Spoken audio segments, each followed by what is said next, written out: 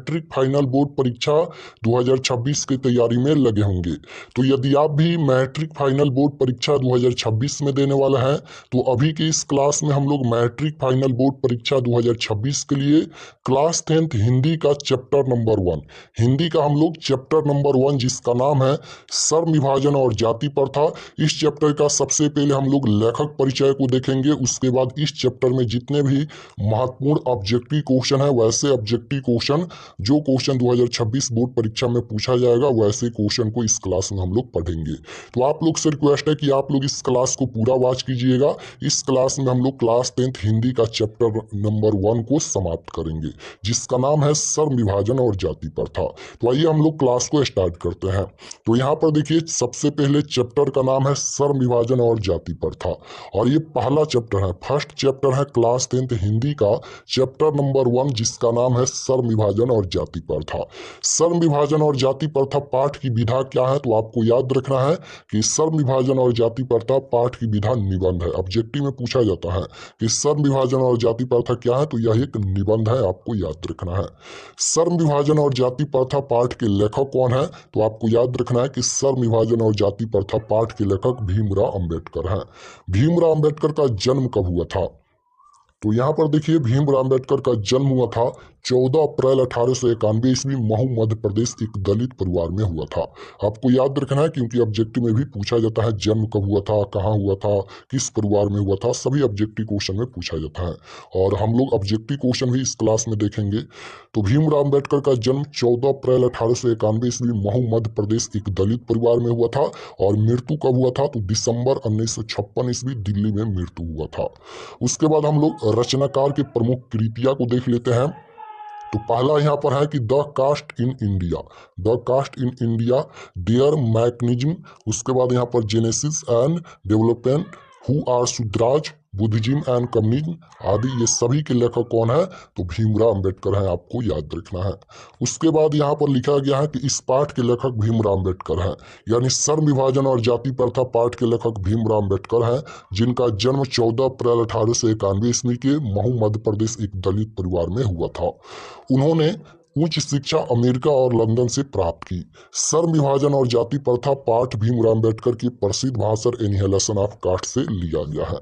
आपको याद रखना है कि सर्व विभाजन और जाति प्रथा पाठ भीमराव अंबेडकर के प्रसिद्ध भाषण एनिहिलेशन ऑफ कास्ट से लिया गया है।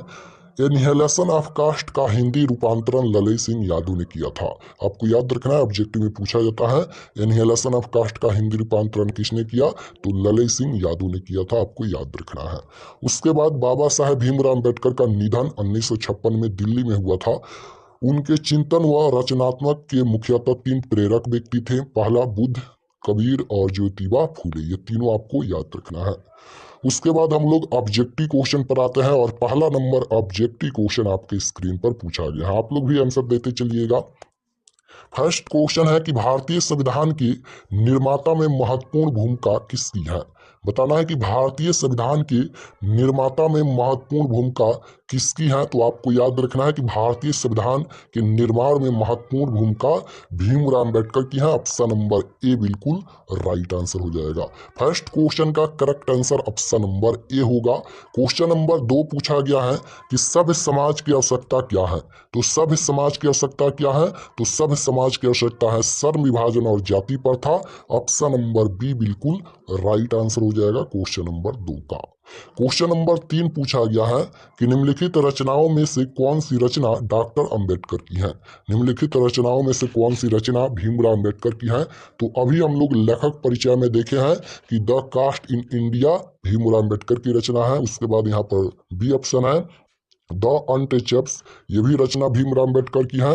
उसके बाद हु आर शूद्राज, ये भी रचना भीमराव अंबेडकर की है, यानी right answer option number D हो जाएगा। इनमें से सभी रचना जो है वह भीमराव अंबेडकर की है। ऑप्शन नंबर डी बिल्कुल करेक्ट आंसर होगा। क्वेश्चन नंबर 4 पूछा गया है कि आधुनिक सभ्य समाज सर्व विभाजन को आवश्यक क्यों मानता है। आधुनिक सभ्य समाज सर्व विभाजन को आवश्यक क्यों मानता है तो कार्य कुशलता के लिए। ऑप्शन नंबर ए बिल्कुल राइट आंसर हो जाएगा क्वेश्चन नंबर 4 का। क्वेश्चन नंबर 5 पूछा गया है कि सर्व विभाजन और जाति प्रथा पाठ बाबा साहेब के किस भाषण का संपादित अंश है? तो annihilation of caste, option number C बिल्कुल राइट आंसर होगा।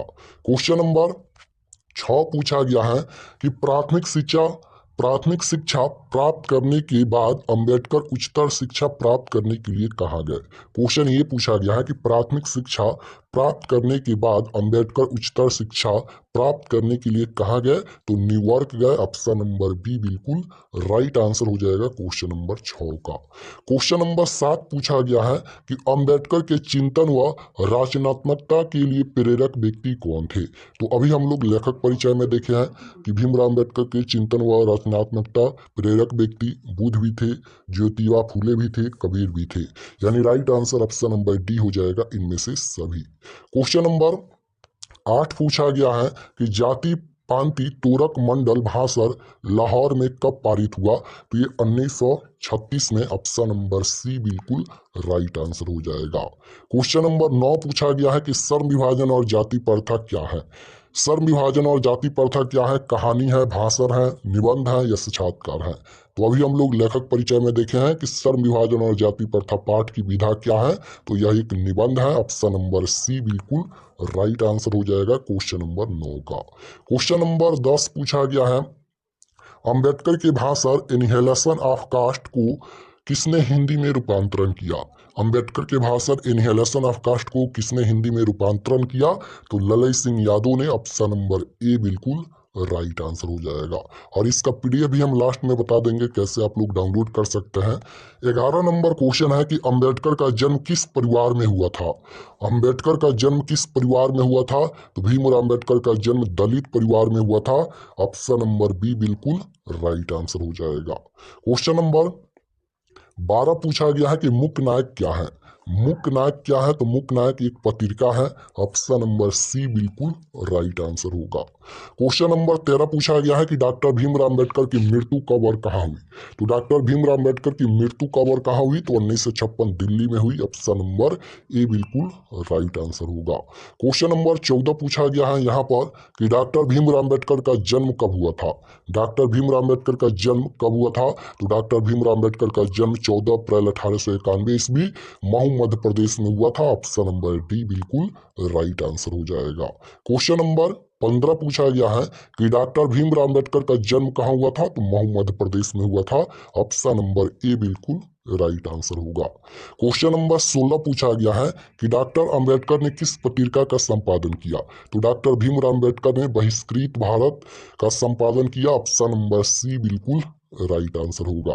क्वेश्चन नंबर 17 पूछा गया है कि भारतीय संविधान का निर्माता किसे कहा जाता है? तो भारतीय संविधान के निर्माता के रूप में हम लोग भीमराव अंबेडकर को जानते हैं, ऑप्शन नंबर सी बिल्कुल राइट आंसर हो जाएगा। क्वेश्चन नंबर 18 पूछा गया है कि डॉक्टर अंबेडकर का वार्ड में हिंदी के कितने खंडों में प्रकाशित हो चुकी है? तो 21 खंडों में, ऑप्शन नंबर डी में दिया गया है, ऑप्शन नंबर डी बिल्कुल राइट आंसर होगा।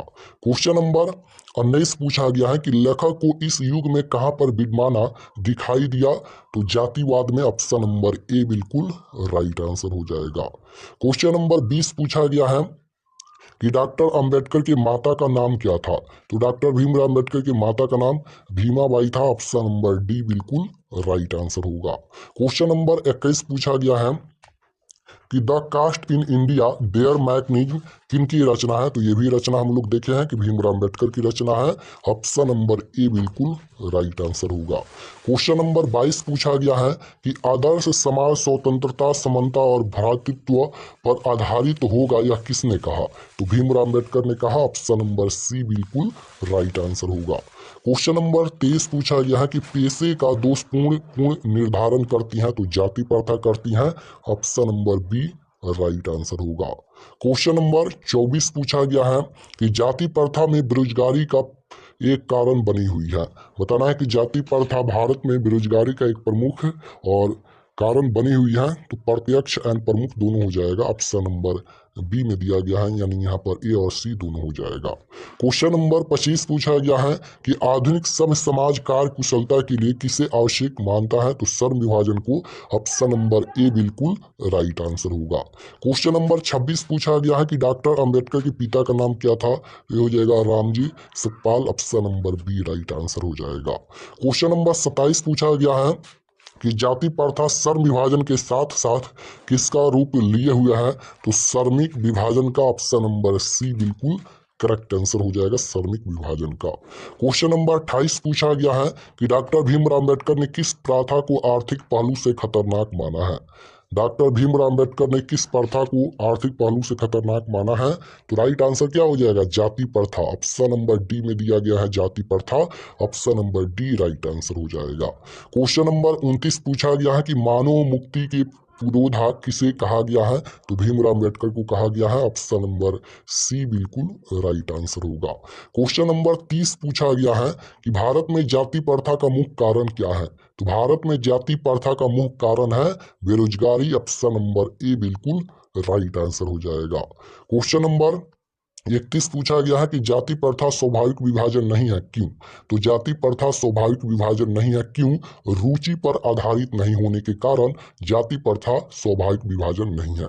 Option number D right answer हो जाएगा, रुचि पर आधारित नहीं होने के कारण। क्वेश्चन नंबर 32 पूछा गया है कि श्रम विभाजन और जाति प्रथा के लेखक कौन है, तो श्रम विभाजन और जाति प्रथा के लेखक बाबा साहेब भीमराव अम्बेडकर हैं। ऑप्शन नंबर बी बिल्कुल राइट आंसर होगा। क्वेश्चन नंबर 33 पूछा गया है कि लेखक की दृष्टि में विडंबना की बात क्या है, तो जातिवाद के पोषकों की कमी नहीं है। ऑप्शन नंबर ए बिल्कुल राइट आंसर हो जाएगा। 34 नंबर क्वेश्चन है कि लेखक की दृष्टि में आदर्श समाज कैसा होना चाहिए, तो लेखक की दृष्टि में आदर्श समाज कैसा होना चाहिए, जिसमें स्वतंत्रता समानता हो। ऑप्शन नंबर ए बिल्कुल राइट आंसर होगा। 35 नंबर क्वेश्चन है लेखक बेरोजगारी का प्रमुख और प्रत्यक्ष कारण किसे मानते हैं, तो जाति प्रथा को मानते हैं। ऑप्शन नंबर सी बिल्कुल राइट आंसर हो जाएगा, क्योंकि जाति प्रथा के कारण ही बेरोजगारी है, यानी लेखक बेरोजगारी का प्रमुख और प्रत्यक्ष कारण किसे मानते हैं, तो जाति प्रथा को। ये भीमराव अम्बेडकर मानते हैं।